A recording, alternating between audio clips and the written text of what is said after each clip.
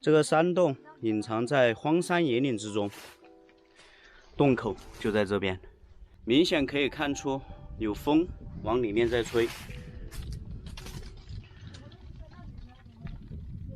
这个风是从外面往里面在灌的，看，这个叶子瞬间就进去了，证明这个里面的空间非常的大。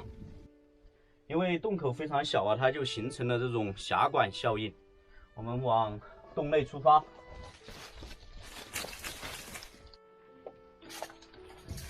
一路进来全是这样人为修砌的一条便道，看这边应该是以前的房子残留下来的土墙。我们要去的地方是这个洞的最深处，这里面有许多的雾气，可以说是云雾缭绕。在这边开始出现钟乳石了。这个洞腔非常的大，现在我们进来大概是500米左右，下面就是一个超级大洞厅。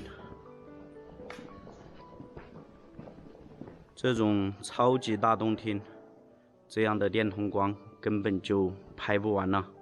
好漂亮的水帘，这下面全是这样的钙化的钟乳石。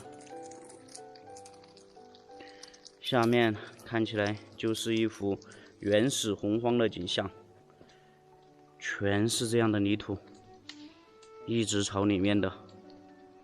前面的洞腔越来越大了，从这里进去，感觉就像走在一个峡谷裂缝当中一样。从外面的洞道进来，在这里出现了一些钟乳石柱了。这些钟乳石柱黑漆漆的，不知道为什么会成这种颜色哦。前面的钟乳石越来越多了，这里面的雾气非常的重，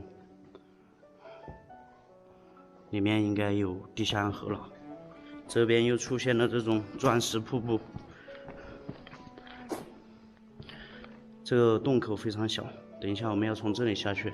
这边呢，这个钟乳石墙全是这样黑色的，这是因为蝙蝠经常爬在上面，然后它的粪便把这个染成了黑色。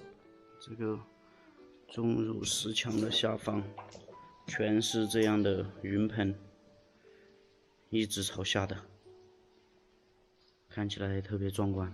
这边是一个圆锅形的洞厅，可以看出洞顶上面是有裂纹的，很有可能这个洞顶随时会塌方啊。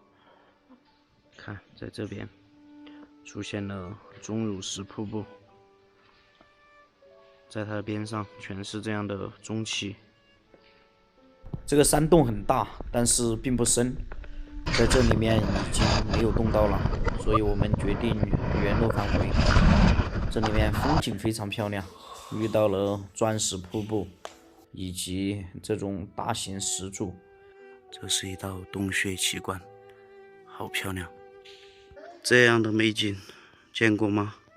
这可不是特效啊！这束光难道是传说中的正道之光吗？